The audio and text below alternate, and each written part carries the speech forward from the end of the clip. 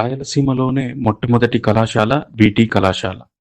ఎంతో ఘనచరిత్ర కలిగిన BT college అత్యాధునిక సౌకర్యాలు కలవు. పెద్ద లైబ్రరీ, సువిశాలమైన ప్రయోగశాలలు కలవు.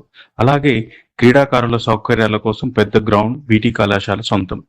బీటీ కాలేజీపై లోకల్ 18 అందిస్తోంది ప్రత్యేక కథనం. నా పేరు నారాయణ. నేను బీటీ కళాశాలలో జూనియర్ అసిస్టెంట్గా రిటైర్డ్ అయినాను.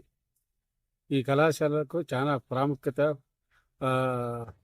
ప్రాచుర్యం చెందింది. అతి పురాతనమైన కాలేజీ. అనిబెసెంట్ గారు 1915లో ఇక్కడ కాలేజీని స్థాపించారు. రాయలసీమలోనే మొట్టమొదటి కాలేజీ.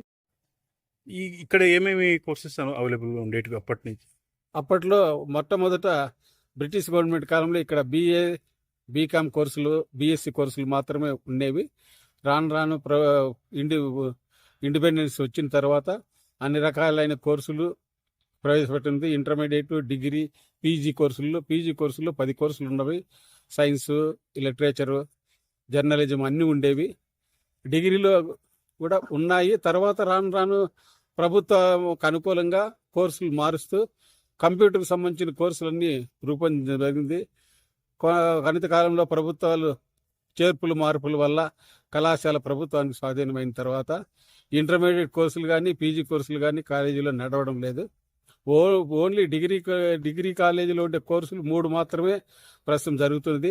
విశాలమైన గదులు, సుశాలమైన విస్తీర్ణం కలిగిన హాకీ గ్రౌండ్, తర్వాత 49 ఎకరాల విస్తీర్ణంలో కళాశాల భవనాలు నిర్మించడం జరిగింది. అన్ని నిర్విరామంగా ఉన్నాయి.